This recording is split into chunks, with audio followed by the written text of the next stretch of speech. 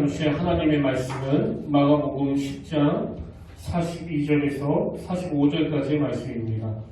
마가복음 10장 42절에서 45절까지의 말씀, 신약 72페이지에 있습니다.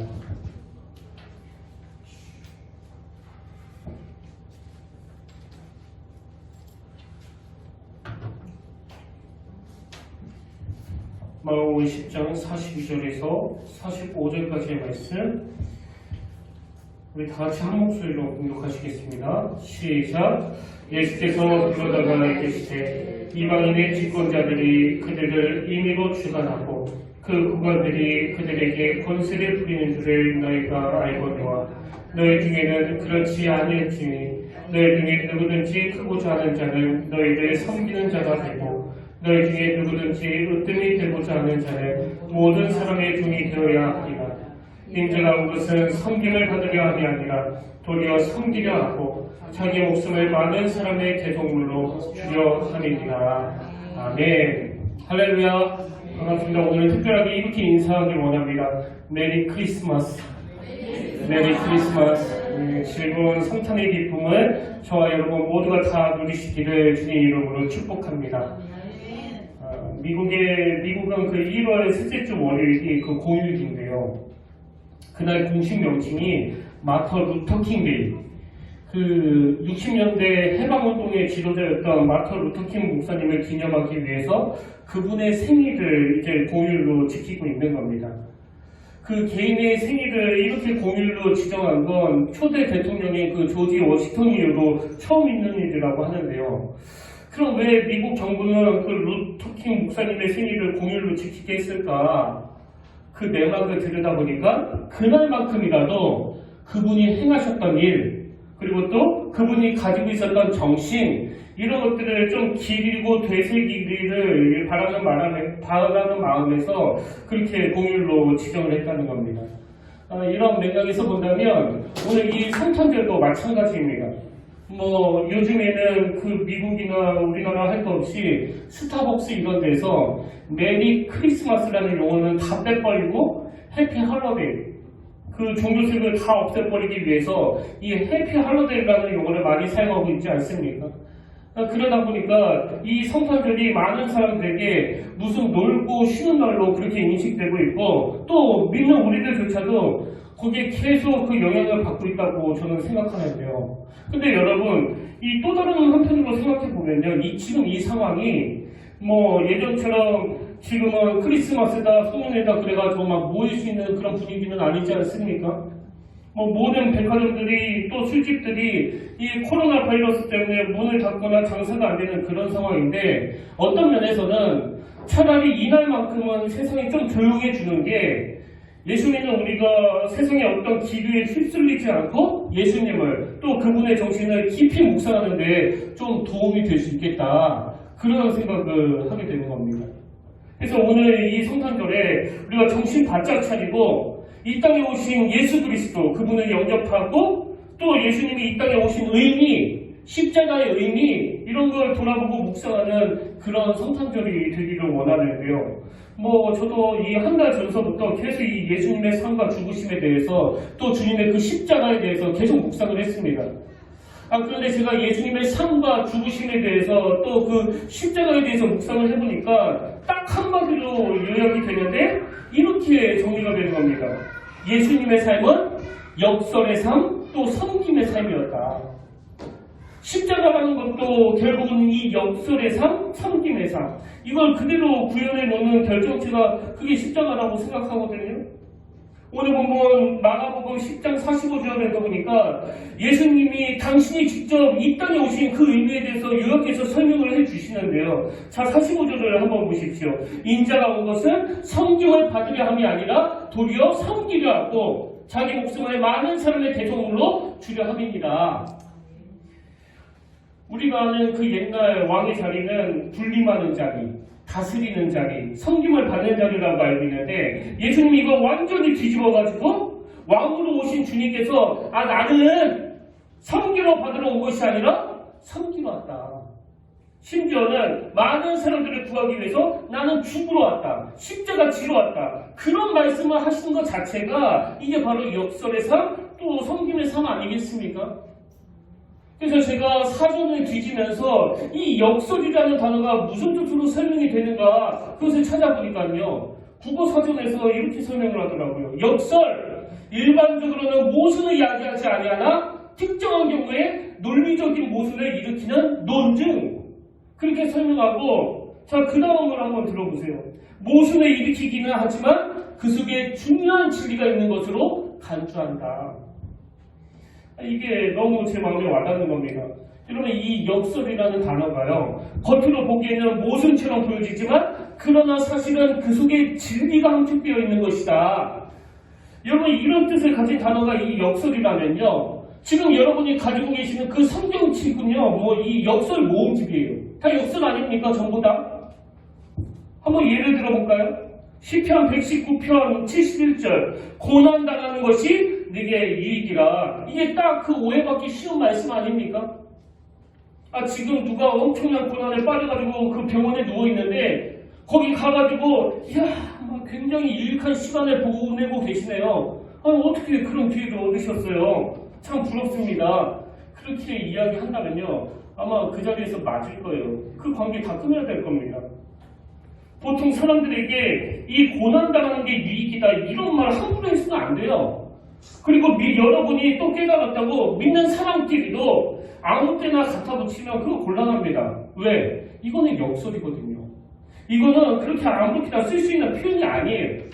그러고 보면 이 신앙생활이라는 건요, 이 깊은 말씀 속에 담겨져 있는 이 역설의 의미를 깨달아 가는 거, 이게 그 신앙이 깊어진다, 그렇게 말할 수 있을 것 같습니다. 또 그런가 하면 고린도서 12장 9절 나에게 이르기를 내 은혜가 내게 족하도다. 이는 내 능력이 약한 데서 온전하여 짐이라 하신지라. 그러므로 도리어 크게 기뻐함으로 나의 여러 약한 것들에 대하여 자랑하리니. 어디 자랑할 게 없어가지고 내 약한 걸 자랑합니까? 자랑은 내가 잘하는 걸 자랑하는 거 아닙니까? 근데 어디 기뻐할 게 없어가지고 내 약한 걸 기뻐한다고. 제가 오늘 설교를 엄청 죽쓰고 여러분들이 무슨 설교를 적다고 하냐고 맨날 지옥기만 한다고 담임 목사님 이상하다고 그러면요 나는 너무너무 기뻐요. 이상하지 않습니까? 이 역설이라는 거예요.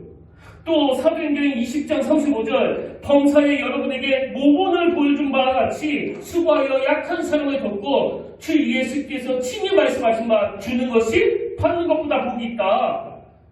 목사인 저부터가 이게 무슨 뜻인지는 알겠는데 그렇게 썩 와닿지는 않습니다.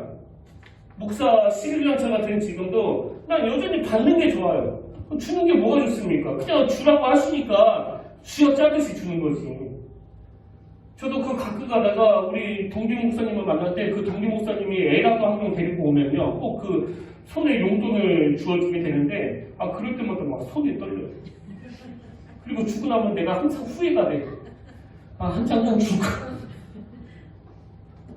아직까지도 저희들은요 주는 것이 받는 것보다 복이 있다는 게 이 머리로는 접수가 됐는데 내 가슴으로는 이 역설이 잘 소화가 안 되어 있습니다. 꼭 무슨 표정이 저만 그런 것 같은 표정. 대부분이 그러실 거예요, 대부분이. 그리고 누가복음 9장 24절에 보니까 누구든지 제 목숨을 구원하고자 하면 잃을 것이요 누구든지 나를 위하여 제 목숨을 잃으면 구원하리라. 여러분, 우리가 정말 이 말씀을 소화했다면 지금처럼 살겠습니까? 그렇게 안 죽으려고 그 남을 죽이면서까지 나는 죽으면 안 된다는 이 세상의 가치관하고 지금 여러분의 죽음관이 좀 다르긴 다릅니까? 별로 다를 거 없을 것 같은데요. 심지어는 오늘 본문 마가복음 10장 43절 44절 너희 중에는 그렇지 않을지니 너희 중에 누구든지 크고자 하는 자는 너희를 섬기는 자가 되고 너희 중에 누구든지 으뜸이 되고자 하는 자는 모든 사람의 종이 되어야 하리라. 이게 참 용납하기 어려운 말씀 아닙니까?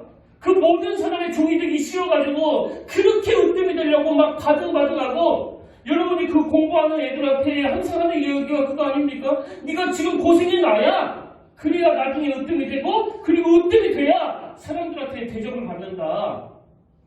여러분 중에 혹시 뭐 믿음 좋은 분은 이렇게 말씀하실지도 모르겠습니다. 네가 제대로 섬기려면 너 지금부터 공부 열심히 해야 돼. 그렇게 말씀하시는 분 계십니다. 제가 지금까지 언급해드린 전부가 다 이게 역설이에요, 역설. 그냥 글자 그대로 받으면 이건 모순이에요. 한 번에 수용하기가 어렵습니다. 근데 아까 그 국어사전에서 이 역설에 대해서 설명하기를 모순을 일으키기는 하지만 그 속에 중요한 진리가 함축되어 있는 것으로 강조한다. 이게 바로 그 성경에 나오는 그 역설의 의미라는 거예요. 제가 본 책 중에 그 손의 낭만이라는 이런 제목의 책이 있는데요. 제가 그 책 앞에 있는 그 타이틀을 보다가 마음이 굉장히 와닿았던 기억이 있는데 이런 타이틀이 있더라고요. 손해를 못 견디는 현대인. 이게 오늘 현대인들의 모습을 딱 압축해 놓은 그 한마디 아닙니까? 이 손해를 못 견디는 현대인. 제가 이거 보면서 막 정말 이 현대인들의 특징을 잘 요약했다고 그렇게 생각을 했는데 바로 그 다음에 보니까요. 또 이런 타이틀이 있는 겁니다. 손해를 요구하시는 하나님. 제가 이 두 구두가 너무나 와닿아가지고 이거를 노트에다 옮겨 적었는데요. 생각해보면 예수 믿는 우리들에게 항상 있는 게 이 구두 사이의 갈등 같아요. 손해를 못 견디는 현대인, 또 손해를 요구하시는 하나님. 사실 우리의 본능은요, 손해를 못 견디는 현대인 쪽에 가깝습니다. 저도 그래요. 근데 내가 예수 믿기 전에, 또 은혜 받기 전에 나에게는 이 손해를 못 견디는 이것밖에 없었기 때문에 뭐 갈등이 하나도 없었습니다. 아니 한 번밖에 없는 인생인데 설령 누구를 좀 다치게 하는 일이 있다 하더라도 나는 절대로 손에 안 볼 거야. 그런 가치관으로 살 때는 아무 갈등이 없었는데 예수를 믿고 났더니 그런 가치관이 계속 뒤집고 들어오는 게 뭐예요? 이 손해를 요구하시는 하나님. 그래서 항상 갈등이 일어나는 거 아닙니까? 근데 여러분 생각해 보면은요. 오늘 현대를 사는 우리가 우리 윗대 사람들보다 훨씬 더 잘 살거든요. 이건 뭐 상상을 초월할 정도로 더 잘 사는데 그에 비해 가지고 불행이 없어지고 있습니까? 더 행복합니까? 정반대 같은데요. 세상에 그렇게 가난하고 먹을 게 없어 끼니를 걱정하고 제가 어느 권사님 이야기를 들어보니까 자기 어릴 때는 그 가습기 같은 게 없어가지고 그 추운 겨울날 이제 머리맡에다가 그 물을 떠다놓고 자다가 보면은 이 물이 꽝꽝 얼 때가 뭐 여러 번 있었다는 거예요. 그런데 그렇게 불편하게 살던 어른들보다 이렇게 편하게 사는 우리가 왜 이렇게 그 마음의 고난은 훨씬 더 많은 겁니까? 또 불면증은 왜 이렇게 많은 거예요? 또 갈등은 왜 이렇게 많습니까? 저는 이게 너무나 신기해가지고 생각을 해봤더니요. 뭐 답이 금방 나오더라고요. 우리가요, 너무나 똑똑해진 거예요, 우리가. 너무 똑똑해져가지고, 뭐가 손해보는 일인지, 뭐가 손해보면 안 되는 일인지, 이걸 너무나 잘 아는 거예요. 그렇게 예민하게 살다가 보니까, 뭐 조금만 손해보면, 그걸 금방금방 찾아내는 거 아닙니까? 그러니까 번뇌가 많아지고, 갈등이 많아지는 거죠. 옛날 어른들은 그냥 좀 어리석하고, 셈법도 약하고, 그리고 그때 무슨 컴퓨터가 있나, 뭐가 있나, 손해보고도 그게 손해인지도 잘 모르고 또 우리만큼 그렇게 예민하지도 않아요. 별 관심도 없습니다. 그러니까 상처도 덜 받는 거 아닙니까? 이런 거 여러분 자승자박이라고 부릅니다. 자승자박. 그렇게 손해 안 보려고 막 발버둥 쳤는데 그래서 손해 안 받는데 그래서 외부에 누군가가 나에게 손해 끼치는 일이 거의 없었는데 그냥 내 스스로가 잠을 이루지 못하는 거예요. 내 스스로. 이런 모습이 지금 우리들의 모습은 아닙니까? 여러분 지금 가정들마다 이 부부 문제가요 보통 심각한 게 아니에요. 각 가정마다. 그 옛날에 비해가지고 이 가정 안에서 일어나는 갈등은 이걸 수치로 계산하면 뭐 몇십 배는 더 늘었을 거예요. 물론 한쪽이 일방적으로 잘못한 것도 많습니다. 뭐 예를 들어가지고 한쪽이 외도를 했다든지 또 폭력을 휘두른다든지 그거는 일방적으로 한쪽 잘못이 맞아요. 그러나 이런 경우들 때문에 그 가정이 깨지는 경우도 많지만 사실 훨씬 많은 경우 이 부부간에 손해를 못 견디는 남자와 손해를 못 견디는 여자가 같이 살기 때문에 그 갈등이 일어나는 거거든요. 처음에 있었던 그 콩깍지가 확 벗겨지는 계기가 뭐예요? 갑자기 호르몬이 그렇게 확 바뀌지 않습니다. 그렇게 좋아서 있다가 어느 날 딱 계산을 해본 거죠. 해보니까 둘 다 나는 지한테 이만큼 주는데 저쪽에는 요만큼밖에 안 주네. 그래서 둘 다 손해나는 거예요. 둘 다. 그러니까 맨날 그거 가지고 싸우는 거 아닙니까? 그래서 저는 그런 정도로 이 손해를 못 견디는 현대인의 특성 때문에 지금 이 가정이 어려움을 겪는 경우가 많다는 그런 생각을 하는 거예요. 상처도 마찬가지입니다. 그 모든 상처를 이 범주 안에 다 넣을 수는 없지만요. 꽤 많은 경우 이 손해를 못 견디는 우리 인간의 속성들 때문에 그 상처들을 받는 경우가 뭐 얼마나 많습니까? 상처가 뭐예요? 나도 저 사람한테 상처를 줬고 저 사람도 나한테 상처를 줬지만 집에 가서 꼼꼼히 계산해 보니까 저 사람은 나한테 70이나 줬는데 나는 저 사람한테 준 게 30밖에 없네? 그래서 그게 상처가 되는 거 아닙니까? 이런 의미에서 저는 하나님께서 왜 우리에게 손해를 요구하시는가? 여러분, 우리를 너무너무 사랑하셔서 자기 아들을 아낌없이 내어주신 그분께서 우리에게 손해를 요구하실 때에는 거기는 진짜 그 자식이 손해보지 않기를 원하시는, 우리 뭐 이 정도 믿음도 없는 겁니까? 정말? 그 신앙이라는 게 계속 이 머리에만 머무니까 이걸 받아 적는 것까지는 되는데 받아 적으면 뭐합니까? 내일부터 이걸 보고 적용을 해야 되는데 받아 적고 나가면서 딱 닫아가지고 다음 주일까지 안 열어보는데, 신앙은요 받아 적은 걸 열어보면서 머리에서 작동있게 이 가슴으로 흘러가게 하고 또 이 가슴에만 머물게 하면 안 돼요. 감동만 받으면 안 됩니다. 가슴에 머무는 걸 양손과 양발을 보내가지고 직접 경험하면서 손해도 좀 보고, 나는 아무런 잘못도 안 하지만 미안하다고 사과도 좀 해보고, 이런 일을 통해서 이게 영 손해인 줄만 알았는데 잠이 잘 오네?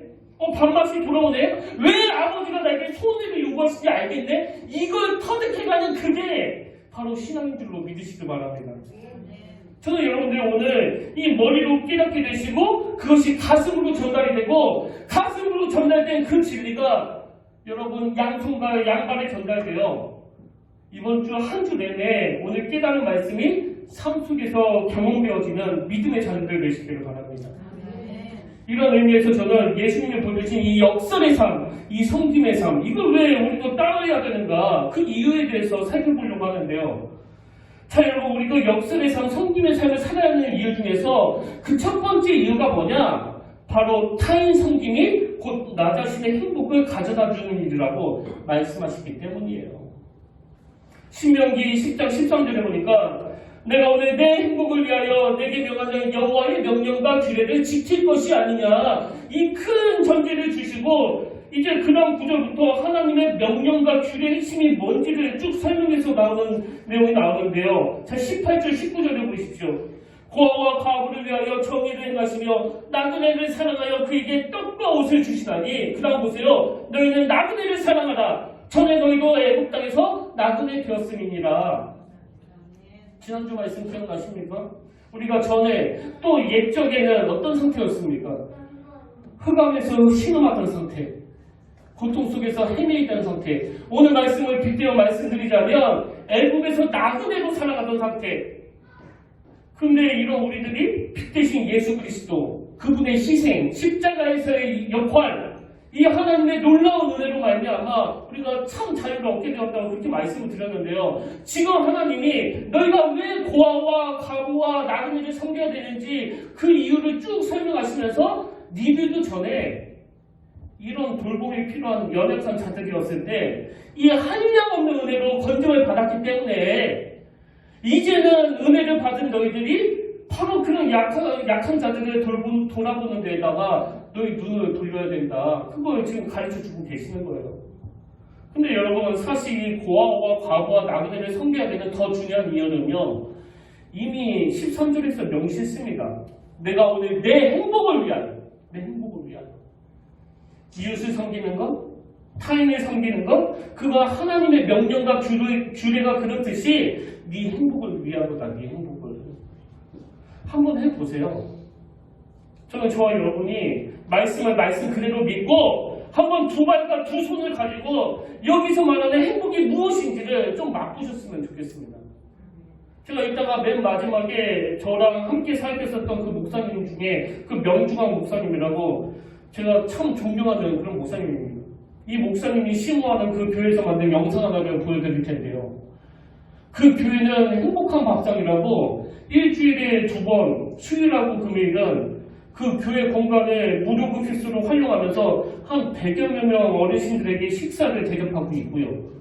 또 일주일에 한 번 반찬을 만들어가지고 그 혼자 사시는 80여 분의 그 어르신들에게 직접 찾아가서 그 반찬을 전달하는데 여러분 그걸로 끝이 아니고요. 찾아가서 그분들의 이야기를 들어드리고 같이 시간을 보내드리는 거예요.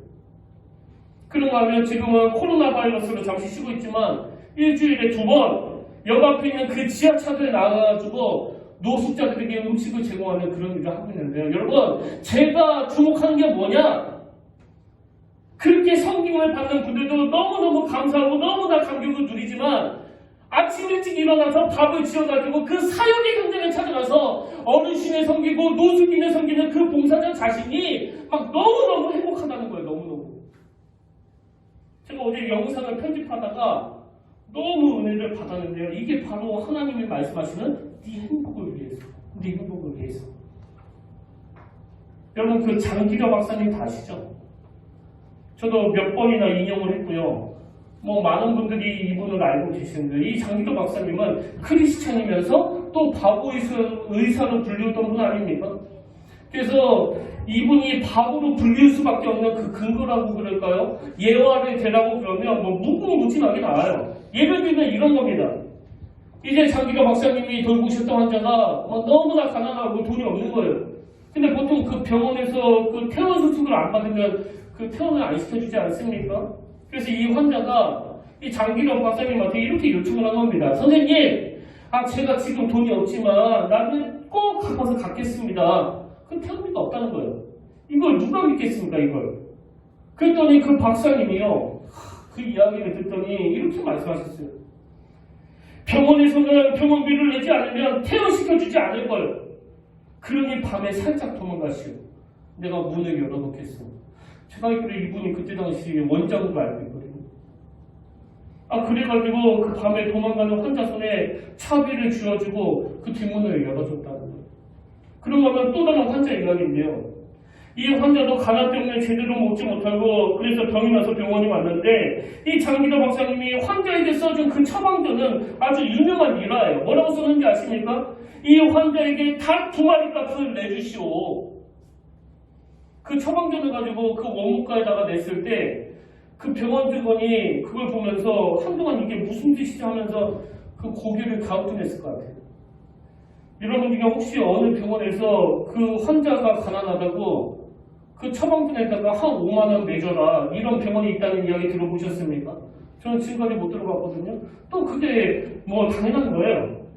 그래서 제가 이 바보의사 장기려 박사님에 대해서 나온 책이 있으면 구입하려고 그 인터넷 서점에서 검색을 해봤더니 뭐 쭉 나오는데요. 이런 제목의 책이 있더라고요. 만화 장기려 세상에서 가장 똑똑한 바보 이야기. 이게 바로 역설 아닙니까? 세상에서 가장 똑똑한 바보 이야기. 어떻게 이런 평가를 받게 됐을까? 제가 그런 생각을 하면서 그 책을 좀 보니까요. 한 번은 제자가 장기려 박사님한테 이런 말을 했다고 합니다. 선생님, 선생님처럼 살면 그 바보 소리 듣습니다. 정말 그 제자가 버리장머리 없는 제자 아닙니까? 어떻게 그 스승 면전에다 대고 선생님처럼 살면 바보 소리 듣습니다. 이런 이야기를 하느냐고요. 그 어지간한 스승 같으면요. 그 말 듣지도 않고 이 버리장머리 없는 놈 어디다 대고 그런 소리 하느냐고. 가! 엄마! 그랬을 것 같은데 근데 허허 웃으시면서 장기려 박사님이 하신 말씀이 이거예요. 이 사람아, 바보 소리 들으면 성공한 거야. 그리고 한마디를 더 던지셨습니다. 바보로 살기가 얼마나 어려운 줄 알아? 제가 이런 장기려 박사님의 그 장로님의 일화를 쭉 살펴보면서 한 가지 확신한 거예요. 이분은요, 크리스찬으로서 연약한 이웃을 돌보는 그게 바로 네 자신의 행복을 위한 일이라는 이 하나님의 말씀을 정확하게 이해하고 그것을 삶을 통해서 이 두 손과 두 발을 통해서 그 행복을 직접 경험하신 분이라는 거예요. 그런가 하면 두 번째로 여러분 우리가 역설의 삶과 섬기는 삶을 살아야 하는 이유는요. 바로 타인 섬김이 곧 예수님 섬김이라고 가르치고 있기 때문이에요. 고린도전서 12장 5절 6절 직분은 여러 가지나 주는 같으며 또 사역은 여러 가지나 모든 것을 모든 사람 가운데서 이루시는 하나님은 같으니 이런 말씀을 주시고는 이제 7절서부터 이웃을 섬기기 위한 은사들이 막 쭉 열거가 되는데요. 근데 여러분 방금 읽은 5절에서 직분은 여러 가지나 주는 같으며 이걸 새 번역으로 보니까 이렇게 번역되어 있더라고요. 섬기는 일은 여러 가지지만 섬김을 받는 분은 같은 주님이십니다. 제가 앞에서 말씀드리는 그 선한 사마리아인 교회, 그 교회처럼 어떤 분은 몸으로 봉사하는 은사를 받아가지고 그렇게 섬기는 분으로 계시기도 하고 또 어떤 분은 그 일이 가능하도록 물질로 섬기는 분이 계시기도 하고요. 또 저처럼 제가 받은 은사를 가지고 지금 여러분에게 설교로 봉사를 하고 있는데요.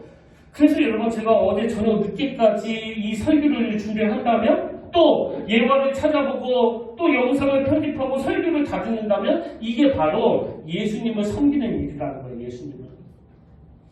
그래서 제가 예배 마치고 이게 집에 가면요. 뭐 여러분은 제 집 주소도 모르고 그러니까 뭐 찾아와가지고 목사님 오늘 설교 말씀 너무나 제가 준비한 흔적이 느껴집니다. 이런 말씀 아무도 안 하시지만 저는 하나도 상처는 안 받아요. 왜?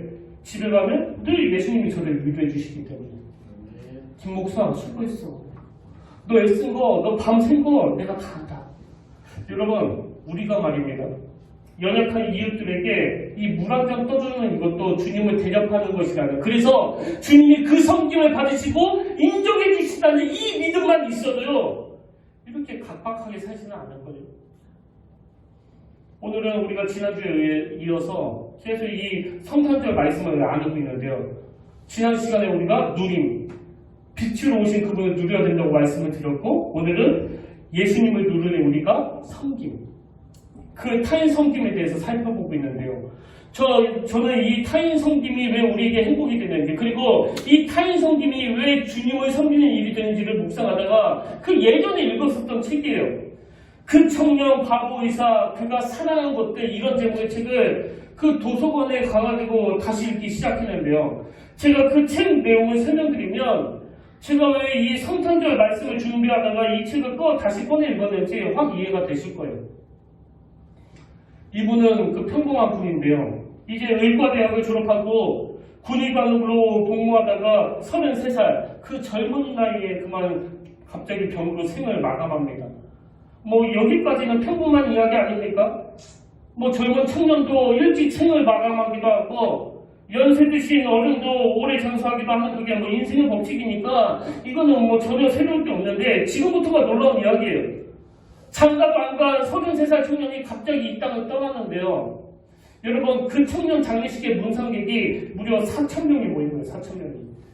그 장가도 안 간 33살 총각이 죽었는데 문상객이 4,000명. 더군다나 이 문상각 중에는요. 그 병원 근처에서 구두 닦는 할아버지, 병원 식당에서 일하시는 아주머니 이런 분들이 뭐 4,000명이나 모여들었다는 거예요. 근데 어떻게 이런 일이 가능했는가? 제가 그 청년 바보의사 그가 사랑한 것들이라는 책에 보니까 금방 이해가 되는데 그 내용을 한번 들어보십시오. 돌보던 환자들의 병실을 밤마다 몰래 찾아가 조용히 낫기를 기도해주던 그였습니다. 환자가 돌아가시면 장례식에 찾아가 위족을 위로하던 참 이상한 의사였지요. 그는 선물을 주는 의사였습니다. 암투병을 하는 환자에게는 찬송가 테이프를, 환자를 돌보는 가족들에게는 책을 선물했습니다. 또 환자들만 아니라 병원에서 근무하는 동료 의사, 간호사, 물리치료사, 방사선 기사, 환자들의 침대를 옮기는 분들, 구두 닦는 아저씨와 매점 아주머니에게까지 그 청년은 항상 겸손했고 따뜻한 선물을 나눠주었습니다. 돈이 없는 조선족 할아버지의 검사비를 대납해주고 백혈병에 걸린 소녀에게는 집에까지 찾아가 생일을 축하해 주었습니다. 하반신을 몹쓰는 청년은 자기 차에 태워 콘서트장에 동행해주는 깜짝 선물을 하기도 했고 집에만 누워있는 어린 환자를 찾아가 책을 읽어주기도 했습니다. 막 놀라운 글들이 제 머릿속에 확 들어오는데요. 어제 제가 설교를 준비하다가 이 청년의 책을 조금 읽는데 너무너무 가슴이 뜨거워지는 거예요. 너무나 도전이 되는 겁니다. 하나님이 내 남은 목회를 어떻게 행하시기를 원하시는지, 내가 지금 무엇을 놓치고 있는 목회를 하고 있는지 어제 이 청년을 통해 내가 정확하게 깨닫게 된 거예요. 근데 여러분, 이 청년 장례식에 이런 사랑의 혜택을 받았던 그 4,000명이 모여가지고 그렇게 아파하고 애도하던 그 모습도 대단하지만, 여러분 이것도 한번 분석해 보세요. 이분이 한 일이요, 그렇게 대단한 일은 아닙니다. 여러분, 아픈 환자에게 그 책 한 권 사주는 거? 뭐 여러분은 못합니까? 이건 누구나 할 수 있는 거 아닙니까? 그리고 아픔을 당해가지고 어려움을 겪는 그 젊은이에게 가서 등 한 번 두들겨 주는 거, 뭐 저만 해도요, 만약에 장애로 몸을 못 가는 어느 젊은이가 그 콘서트장에 가고 싶다고 할 때 그 콘서트장에 데려갈 수 있는 돈, 그 정도는 저에게도 있습니다. 근데 왜 못할까요? 생각이 거기까지는 안 미치는 거예요. 생각이 거기까지 미치지 않는 그게 저의 한계거든요. 제가 그 책에 보니까요, 이 청년은 매일 아이들을 쓸 때나 무슨 게시판 아이들을 만들 때나 늘 자기 이름 옆에다가 이 스티그마 안수연 이렇게 자기를 표현했대요. 그럼 왜 이 형제는 아이들을 스티그마로 만들었나? 여러분도 다 아시지만 이 스티그마는 갈라디아 6장 17절에 나오는 헬라어인데요. 자, 갈라디아 6장 17절을 보십시오. 이후로는 누구든지 나를 괴롭게 하지 말라. 내가 내 몸에 예수의 흔적을 지니고 있노라. 여기 나오는 예수의 흔적 할 때 흔적, 이게 스티그마예요. 더 놀라운 건요, 그 당시 스티그마는 노예에게 찍는 도장이에요. 도장. 노예 입장에서 이건 가리고 싶은 낙인 아닙니까? 내가 노예라는 사실을 숨기고 싶지 않겠습니까? 그런데 이 안수연이라고 하는 이 젊은 청년은 자기가 노예라고, 이 스티그마, 바울이 자기가 복음을 전하다가 받았던 그 고통, 고문, 매질, 여러 상처들, 이거를 스티그마라고 표현을 써서 갈라디아 6장 17절에 적어놨는데, 이 형제는 왜 스티그마 안수연이라는 표현을 썼느냐? 여러분, 제 가슴이 너무너무나 뜨거워진 게 뭐예요? 이 청년은요, 자기 몸에 예수의 흔적이 남아있기를 원해요. 예수의 제자가 되기를 원하는 그 소원이 있었던 거 아닙니까? 그러다면 이 청년은 복음을 위해서라면 그까지 손을 좀 보는 거, 복음을 위해서라면 피해 좀 입는 거, 복음을 위해서라면 그 상처 좀 받는 거, 그거를 별로 대수롭지 않게 생각하는 거예요. 아, 내가 노예인데 뭐 그 상처 좀 받는 건 당연한 거 아닌가? 근데 여러분, 맨날 그렇게 여러분들이 맨날 그렇게 상처를 받는 건요, 여러분요, 노예가 아니기 때문입니다. 감히 누가 나한테 상처를 줘.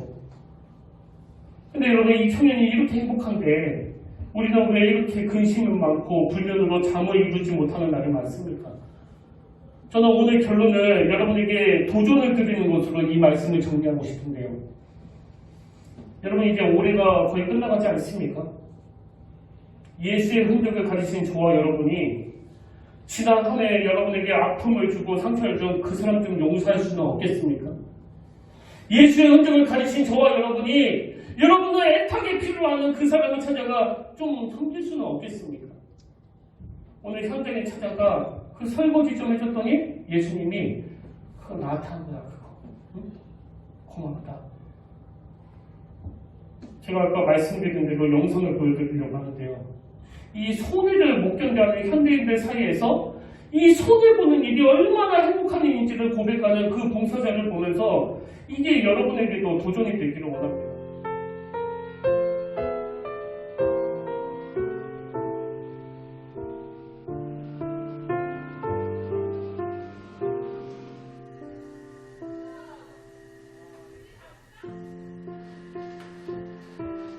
저희가 무료 급식과 반찬을 전달해드린 두 가지 사역을 행복한 밥상에서 하는데, 오늘은 반찬을 전달해드리는 사역을 하는 날입니다. 우선 밖을 출입하기 어려운 노령의 어르신들께 전달해드리고 80여 분께 맛있는 반찬 식사를 제공해드리고 있습니다. 코로나19로 인해서 어르신들이 모이거나 어떤 외부인들을 만날 기회가 훨씬 더 줄어든 상황입니다. 그러다 보니까 저희들이 가서 말벗해드리고 한 주간 동안 어떻게 지내셨는지 살피고 또 맛있는 반찬도 전해드리는 이 시간을 지금은 오히려 더 이 코로나 때문에 더 기대하고 기다리시는 그런 모습들을 많이 보게 됩니다. 코로나 처음에 발생했을 때만 해도 이 봉사 계속 이렇게 해도 되나라는 걱정이 조금 있긴 했었거든요. 근데 또 이럴 때일수록 저희가 반찬 봉사를 쉬게 되면 그것을 받는 어르신들한테는 오히려 그게 좀 더 문제가 되지 않을까, 좀 소외감도 더 느낄 수 있고, 그래도 반찬 봉사를 계속하는 게 낫겠다, 그런 생각에서 나오게 됐습니다. 외로움 같은 게 좀 많으신 것 같아요. 저희가 오는 반찬도 물론 기뻐하시지만 저희가 같이 와서 얘기 나눠드리고 본인의 얘기를 들어드리고 하는 걸 많이 좋아하신다는 생각을 들었어요. 네. 할머니 안녕하세요. 할머니 여기 혼자 계시면 외로울 때 있으세요? 그러면 이렇게 많이 외로우세요? 혼자 가만히 있으면 어머니 옛날 생각도 나고 그러지. 어떠세요? 보시면? 좋지요. 고맙지. 오늘 또 얼마나 고마운지 아침에 새벽에 일어나서 이 청소 다 해놓고 옹기가 기다린 거야. 옹기만. 그리고 오면서도 그냥 안 와. 팥이라도 꼭 한 잔, 두 잔이고 사다 주지. 내가 만날 살린다고. 뭐 사오지 말라고. 꼭 뭐를 사와. 그래서 사오지 말라고 내가 얘기한 거. 이만하니 내가 버티고 나간다고. 반찬도 그렇게 가져오면 먹지. 근데 이가 오늘 와서 수고해줘서 감사하지. 너무너무 고마워요.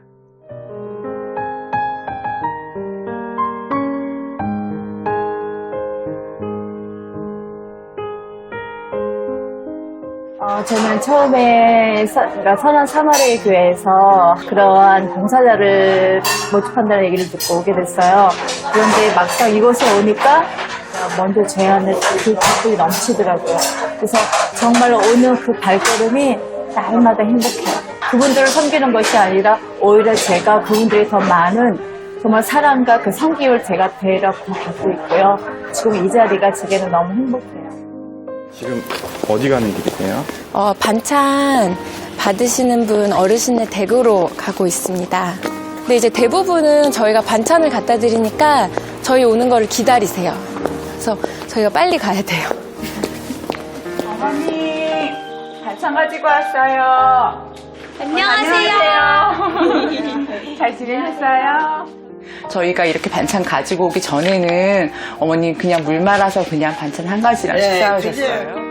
만들기가 힘이 드니까 있는 거 그냥 그러다가 이렇게 소상인들이 이렇게 갖다 주셔서 잘 먹고 또 반찬 걱정도 안 하게 되고 그래서 너무 행복해요. 여기 태평동에 굉장히 혼자 사시는 어르신들이 많으세요. 그리고 사시는 환경도 굉장히 이제 좁고 불편한 경우가 많고요. 사실 얘기를 하다 보면 이제 더 걱정이 되는 건 이분들이 이제 대화의 상대가 없고 그 안에 이제 힘든 마음이나 외로운 마음을 이렇게 같이 터놓을 사람이 전혀 없다는 게 이제 가장 염려가 되는 부분이더라고요. 이렇게 와서 보고 대답해 주시는 것만 해도 고맙죠. 사실은 저도 금요성경집회 목적 헌금 영상을 보기 전까지는 이런 어르신들의 상황에 대해서 전혀 몰랐거든요. 실제로 이곳에 와서 봉사를 하다 보니까 이런 분들이 계시구나, 그리고 이런 분들한테 많은 도움이 필요하구나, 이 시간에 우리의 도움과 사랑을 기다리는 많은 어르신들이 있다는 생각에 마음이 많이 먹먹해집니다. 안녕하세요. 추운데. 하나도 안 추워요. 어머니 여기서 혼자 사세요? 아니면 누구랑 같이 사시는 분 있으세요? 한자 있을게 뭐 밥맛도 없고 밥도 이제는 하기도 싫고 그러면 놈이 이제 해다 줄게로 그래서 맛있게 한 그릇 먹어. 아 진짜요? 아이 모두가 다 감사하지 이러고 온 것만 해도 내가 감사하고 그냥 엄마는 그냥 그렇고 반가워. 반찬 가져온다 그래. 아이고 이제 얼굴 버긋다 그래. 이렇게 그냥 와서 말해주고 얼마나 좋아. 저희도 좋아요. 힘들진 않으세요? 아니요, 힘든 게 아니고 오히려 감사한 것 같아요. 사랑이 가장 먼저 따뜻한 것 같습니다. 섬김을 통해 그리스도의 사랑이 전할 수 있는 귀한 시간이 되게 돼서 오히려 더 감사하게 생각하고 있습니다. 어떻게 알고 오셨어요? 망설이다가 이번 여름 말씀 기도회 통해서 말씀 때문에 발걸음을 옮기게 된 것 같아요. 갈라디아서 2장에서 그 가난한 내 형제들을 돌보라고 하나님이 말씀하신 것에 대해서 묵상을 하면서 주목자를 섬겨야겠다는 마음을 주셔서 발걸음을 하게 되었고요. 함께 하는 기쁨을 하나님이 채워주시는 것 같아서 너무 감사하고 더 많은 사람들이 함께 와서 하나님이 말씀하신 것을 순종하면서 그 안에서 같이 행복을 누렸으면 하는 마음이 들어요. 가난하고 소외된 자들에게 전하는 우리의 마음이 예수님의 따뜻한 사랑으로 기억되면 좋겠습니다.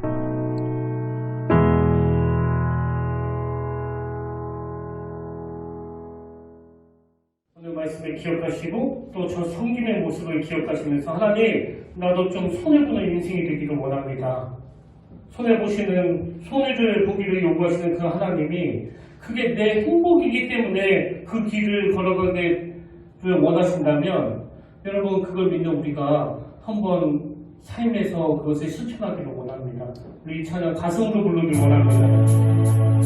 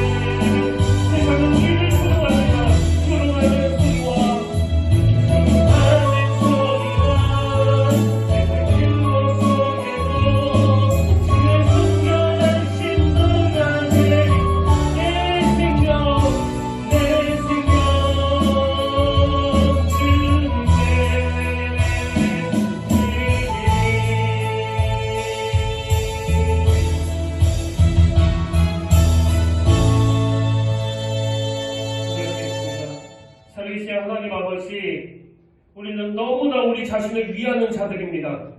손해를 견딜 수 없어 하는, 조금만 상처를 받으면 그거를 대갚아주지 않고는 못 견디하는, 너무너무 우리는 우리 자신을 위하는 존재들입니다. 근데 하나님, 우리 방식으로 아무리 위해줘도 그것이 나에게 위함이 되지 않는다는 걸 세월이 가면 갈수록 깨닫기 때문에 정직하게 고백합니다. 이제는 하나님의 방식으로, 하나님이 기뻐하시는 방식으로 그 진리의 말씀이 내 머리에만 고여 갇혀있는 것이 아니라 내 가슴으로 흘러갈 수 있도록 아버지 이 깜빡한 마음을 다 부셔주기를 원합니다. 내 가슴까지 내려온 그 진리의 말씀이 거기에만 갇혀있지 아니하고 내 손으로 내 발로 이것이 넘어감으로 말미암아 아버지 그 행복에 겨워하는 그 성도들의 모습이 우리들의 모습이 되기를 원합니다. 이번 성탄절 주신 말씀이 내 삶에서 이루어져 아버지 오늘 우리가 삶에서 만나는 그 사람들에게 그 조그마한 선물 하나 드리는 것, 감사하다고 인사 한 번 하는 것, 이런 것들이 쌓이고 모이면은 그 안수연이라고 하는 그 젊은 형제처럼 우리의 가치를 이 세상 사람들도 다 알아주는 그런 날이 올 줄로 믿습니다. 우리 평택교회는 아버지 그런 교회가 되게 하여 주시옵소서. 그런 교회로 세워주실 줄 믿사오며 예수님 이름으로 기도드립니다. 아멘. 이 광고는 주부를 청주하시고요. 우리 이제 다 자리에서 일어나셔서 파송 찬양으로 이 찬양 부르기를 원하는데요. 여러분에게 이 소원이 있었으면 좋겠습니다. 이런 교회가 되게 하소서. 저는 오늘 설교가 뻔한 설교가 되지 않기 위해서 며칠 동안 밤을 새가면서 말씀을 준비했는데요. 여러분 아까 전에 그 영상을 보셔서 알겠지만 그 영상 가운데 그 사람들의 행복이 느껴지지 않습니까? 일반적으로 그냥 시켜서 하는 일이라든가 아니면 내 유익을 위해서 하는 일에서는 절대 찾아볼 수 없는 그런 모습들이 그 자매님의 표정에서 저는 봤는데요. 그것이 가능하기 위해서는 우리가 사랑을 구해야 돼요. 계속 사랑하는. 우리 간절히 소원하시면서 이런 기회가 되지 않고 이 찬양을 부르기로 합니다.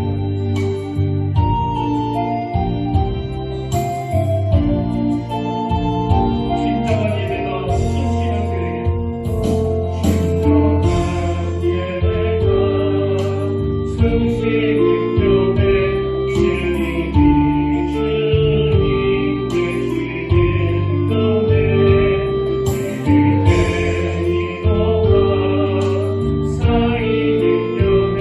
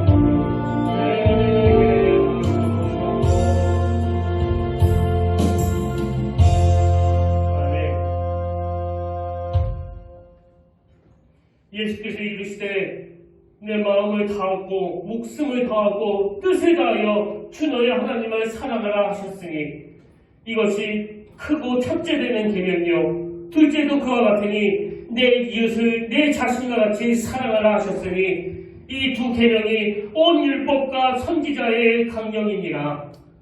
오늘 귀하고 복된 성탄절 이 말씀이 실제적으로 우리 삶 가운데 일어나 주님께 인정받고 사람들에게 인정받는 주님의 자녀들 되도록 인도하여 주시옵소서.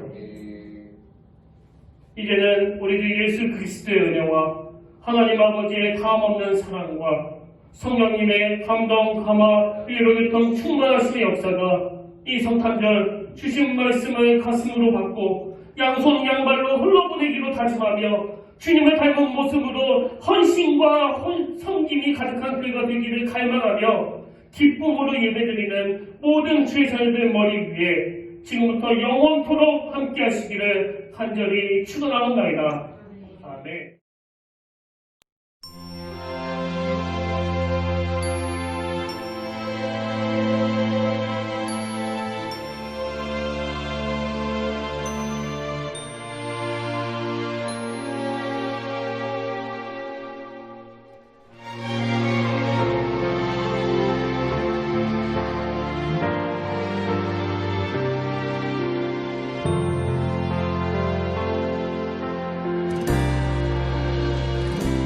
진정한 예배가 숨쉬는 교회 주님이 주인 되시는 교회 믿음의 기도가 쌓이는 교회 최고의 찬양을 드리는 교회 말씀이 살아 움직이는 교회 성도의 사랑이 넘치는 교회 섬김과 헌신이 기쁨이 되어 열매 맺는 아름다운 교회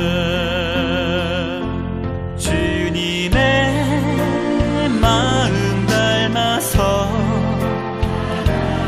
이웃을 사랑하는 교회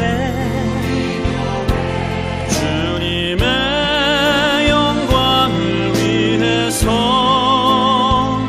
빛 되신 주님 정하는 교회 사랑의 불꽃이 활짝 피어나 날마다 사랑에 빠지는 교회 주께서 사랑하는 우리 교회가 이런 교회 되게 하소서